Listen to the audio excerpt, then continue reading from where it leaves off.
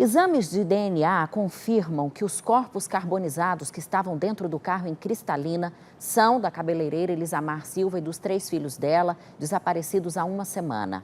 O 7º corpo encontrado ontem no cativeiro das vítimas também foi identificado. É de Marcos Antônio Lopes, sogro da Elisamar. Os 3 presos passaram por uma audiência de custódia e tiveram a prisão preventiva decretada pela Justiça. Gideon Batista de Menezes, funcionário de Marcos Antônio Lopes de Oliveira, admitiu ter 5 passagens pela polícia. Assalto? Todos assaltos? Sim, teve uma morte, latrocínio.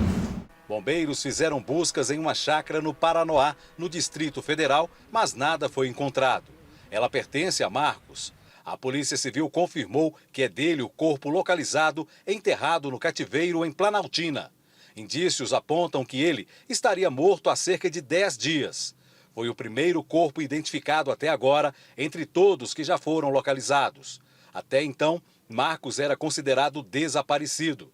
E a confirmação de que ele já estava morto muda os rumos da investigação. Ora, se nós temos um cativeiro, temos uma versão de um dos presos que cuidou desse cativeiro, onde supostamente estariam 2 homens e 4 mulheres durante um período, e em um segundo momento apenas as 4 mulheres. E se no cativeiro foram localizados documentos de Marcos e Tiago, bem como aparelhos celulares compatíveis com as características dos aparelhos que eles possuíam, tudo indica que eles estiveram nesse cativeiro. Marcos é figura central do mistério do desaparecimento das 10 pessoas de uma mesma família.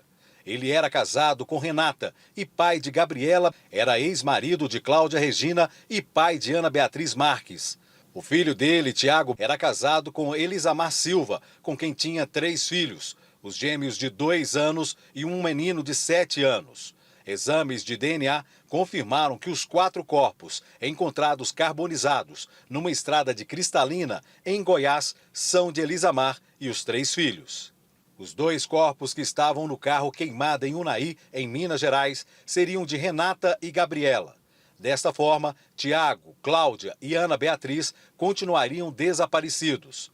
A família de Cláudia mora no Rio de Janeiro e acompanha à distância o desfecho desta história. Decidi vir falar pela minha irmã, porque até onde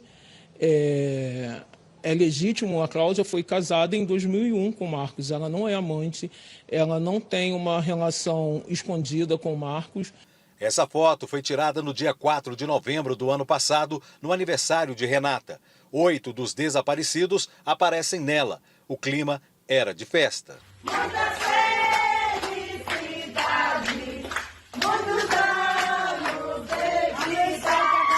A polícia acredita que a motivação do crime tenha sido dinheiro, mas com a confirmação da morte de Marcos, a dúvida é se ele e o filho seriam vítimas ou cúmplices dos 3 criminosos que já estão presos. Se esse sequestro cometido pelos 3 indivíduos, Fabrício, Horácio e Gideon, em desfavor de Marcos e Tiago, foi um sequestro verdadeiro ou foi um falso sequestro com finalidades patrimoniais, é isso que nós temos que descobrir a partir de agora. Você se lembra, Fernanda, no começo, o Marcos, ele aparecia como o principal arquiteto dessa tragédia toda, ele com o filho dele, o Tiago. Mas, ao que tudo indica, ele morreu antes da Elisamar e dos filhos. Então, ele não pode ter mandado matar a Elisamar depois de morto. Já um dos suspeitos presos coloca o Tiago nessa cena do crime, né? Participando ativamente, inclusive, da morte dos filhos. Está tudo agora sob grande suspeita, né? Porque talvez eles sejam vítimas dessas 3 pessoas. Pode ser. Está tão confuso que qualquer possibilidade pode acontecer.